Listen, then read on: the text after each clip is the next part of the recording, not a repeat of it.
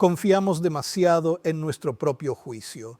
No lo hacemos por arrogancia consciente ni por desprecio a la evidencia, sino porque nuestra mente está diseñada para producir sensaciones de certeza con mucha más facilidad de la que produce comprensión real.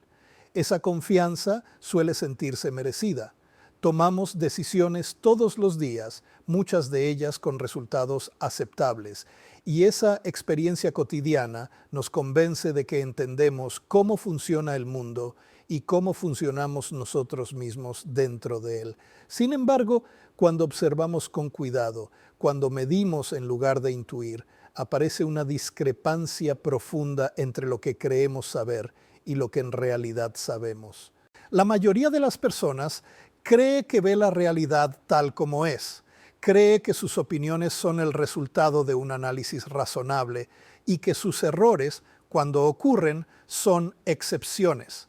Esta creencia es intuitiva, cómoda y, como muestran décadas de investigación, sistemáticamente falsa. No se trata de que algunas personas se equivoquen más que otras. Se trata de que todos, incluidos los expertos, estamos atrapados en una arquitectura mental que favorece la rapidez sobre la precisión, la coherencia interna sobre la verdad y la confianza subjetiva sobre la validez objetiva. Pensemos en una situación aparentemente trivial. Alguien nos pregunta si un determinado proyecto tendrá éxito.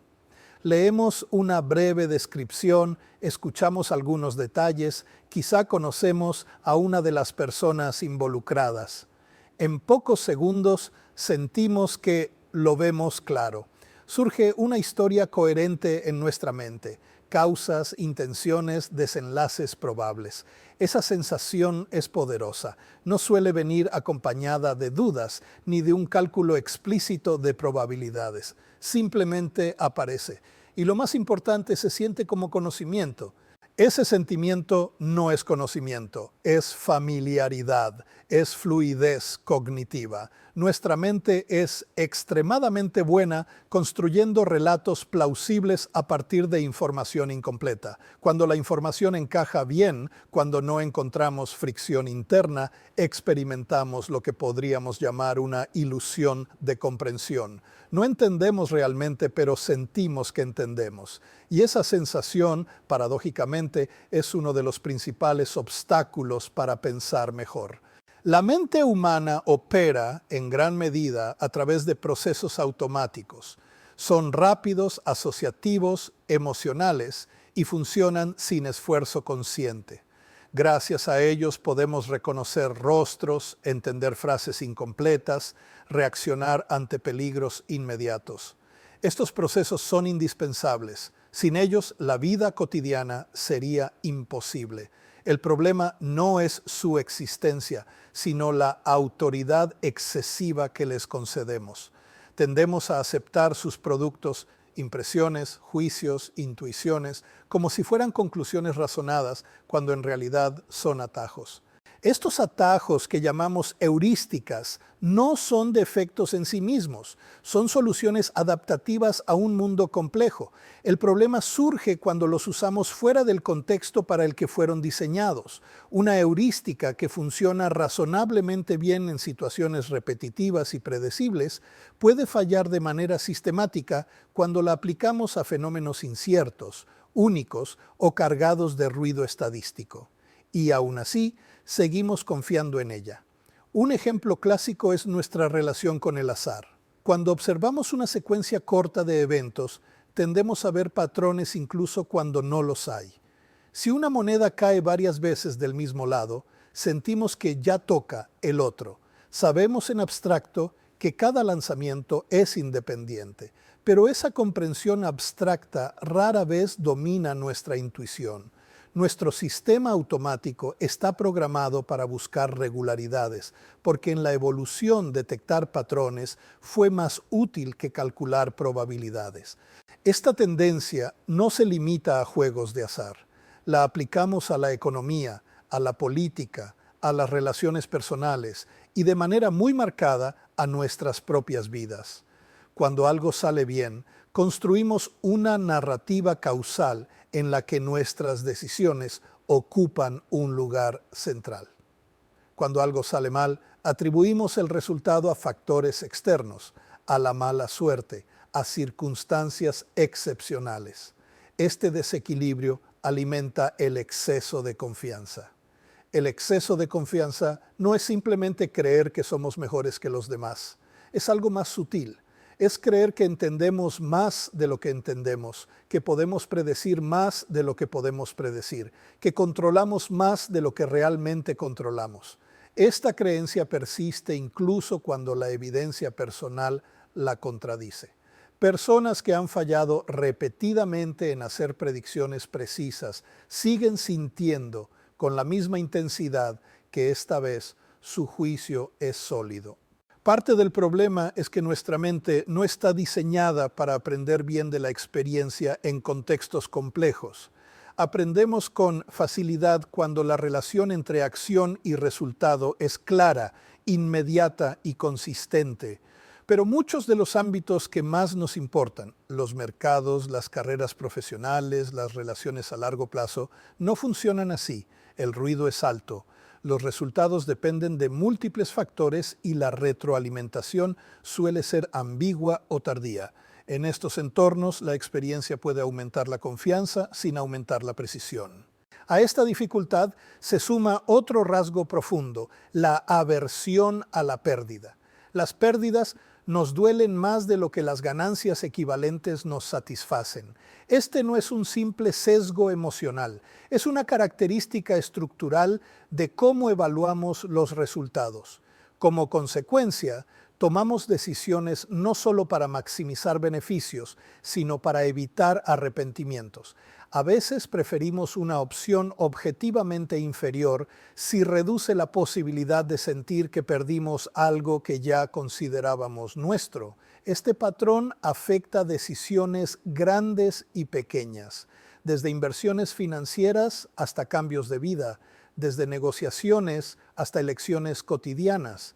Y lo más interesante es que rara vez somos conscientes de que la pérdida potencial está pesando más que la ganancia posible. Sentimos que estamos siendo prudentes, cuando en realidad estamos siendo asimétricos en nuestra evaluación. Nuestra mente también tiene una relación peculiar con la coherencia. Preferimos historias coherentes a historias verdaderas. Cuando la información es fragmentaria, tendemos a completar los vacíos de manera que todo encaje. Una vez que una historia se forma, se vuelve resistente al cambio.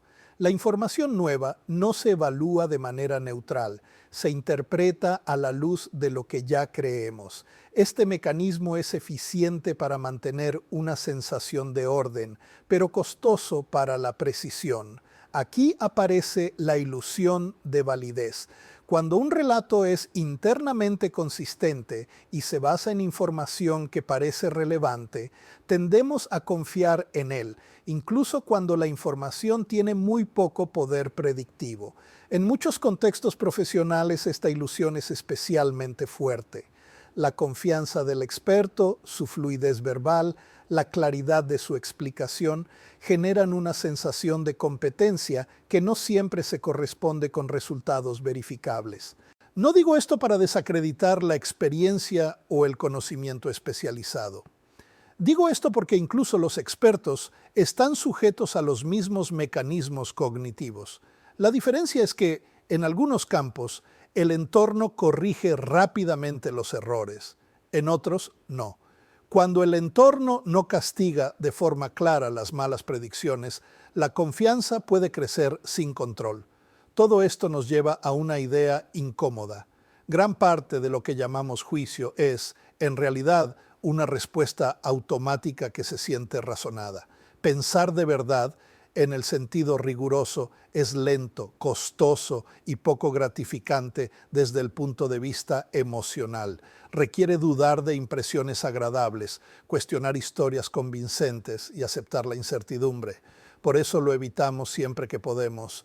No es casual que la mayoría de las decisiones se tomen sin un análisis profundo, incluso cuando las consecuencias son importantes. Confiamos en que nuestra intuición ya ha visto algo parecido antes. A veces tiene razón. Muchas veces no. Y lo más problemático es que no solemos distinguir entre ambos casos. La sensación subjetiva de certeza es muy similar. La trampa mental no está en cometer errores. Eso es inevitable. La trampa está en no verlos como parte de un patrón, en tratarlos como accidentes aislados, en seguir confiando en el mismo proceso que los generó. Mientras no examinamos cómo pensamos, seguimos convencidos de que el problema está en el mundo, no en la forma en que lo interpretamos. Si observamos con atención, empezamos a notar señales sutiles, la rapidez con la que llegamos a conclusiones, la incomodidad que sentimos ante la ambigüedad, el alivio inmediato cuando una explicación encaja, aunque no sepamos si es correcta. Estas señales no son fallos morales ni intelectuales, son huellas del funcionamiento normal de la mente humana. Comprender esto no nos vuelve infalibles, pero cambia la relación que tenemos con nuestros propios pensamientos. Introduce una distancia saludable entre la impresión inicial y la decisión final. Nos recuerda que la confianza no es una garantía y que la claridad subjetiva no es sinónimo de verdad. Y en ese espacio, entre lo que sentimos que sabemos y lo que realmente sabemos, empieza a revelarse algo más profundo, algo que rara vez nos detenemos a mirar con honestidad, pero que condiciona silenciosamente casi todas nuestras decisiones importantes. Porque en ese espacio opera la ilusión más persistente de todas, la creencia de que nuestra mente es una herramienta transparente para conocer la realidad, cuando en verdad es ante todo una máquina para producir interpretaciones rápidas y satisfactorias. Cuando creemos que pensamos con cuidado, muchas veces solo estamos justificando una intuición que ya se formó. El razonamiento consciente entra tarde en el proceso. No aparece como un juez imparcial, sino como un abogado eficiente que defiende una conclusión previa, busca argumentos, ignora datos incómodos y construye una narrativa que preserve la coherencia interna, y lo hace con notable habilidad. De hecho, cuanto mayor es nuestra capacidad intelectual, mejor suele ser ese abogado. Esto explica una paradoja que desconcierta a muchas personas. La inteligencia no nos protege de los sesgos, en algunos casos los agrava. Las personas con mayor capacidad verbal o analítica suelen ser más hábiles para construir explicaciones plausibles de por qué tienen razón, no necesariamente para detectar cuándo están equivocadas. El problema no es la falta de pensamiento, sino la dirección que toma. Una de las razones por las que esta dinámica pasa desapercibida es que rara vez recibimos retroalimentación clara sobre la calidad de nuestro juicio. En la vida cotidiana, los resultados no vienen etiquetados como acierto o error cognitivo. Si una decisión funciona, reforzamos la historia que la explica. Si no funciona, ajustamos la historia. El relato siempre sobrevive. Lo que casi nunca revisamos es el proceso mental que lo generó. Pensemos en cómo evaluamos el futuro. Cuando hacemos predicciones, no solemos empezar por tasas base ni por datos históricos amplios. Empezamos por casos concretos, por ejemplos vívidos, por historias que nos resultan familiares. Si una persona nos parece competente, asumimos que tendrá éxito. Si un proyecto nos entusiasma, subestimamos los obstáculos. Este enfoque centrado en el caso particular es intuitivo y profundamente humano. También es una fuente constante de error. Las estadísticas son frías, impersonales y poco narrativas. Las historias individuales, en cambio, capturan nuestra atención y generan significado. El problema es que el futuro se parece mucho más a una distribución estadística que a una historia bien contada. Ignorar esto no nos hace irracionales en el sentido cotidiano de la palabra, pero sí sistemáticamente optimistas o pesimistas según el caso. La planificación es un ejemplo revelador. Tendemos a subestimar el tiempo, el costo y las dificultades de los proyectos, incluso cuando hemos experimentado retrasos similares en el pasado. No es que olvidemos el pasado, es que lo reinterpretamos. Cada nuevo proyecto se siente distinto, especial, menos vulnerable a los mismos problemas. Esta ilusión de singularidad alimenta decisiones arriesgadas con una confianza que rara vez está justificada. Aquí aparece otra verdad incómoda. Aprender de la experiencia es mucho más difícil de lo que creemos. No porque seamos incapaces, sino porque la experiencia es un maestro ambiguo. Nos enseña historias, no probabilidades, nos deja impresiones, no distribuciones, y nuestra mente prefiere trabajar con impresiones. Nada de esto significa que estemos condenados a decidir mal. Significa que debemos ser muy selectivos sobre cuándo confiar en nuestra intuición y cuándo no. La intuición funciona mejor en entornos estables, donde las regularidades son claras y la retroalimentación es rápida. Funciona peor en contextos nuevos, complejos o altamente inciertos. El problema es que nuestra confianza no suele variar con el contexto, se mantiene constante. La verdad fundamental es esta: la mente humana no está diseñada para la verdad, sino para la coherencia y la supervivencia.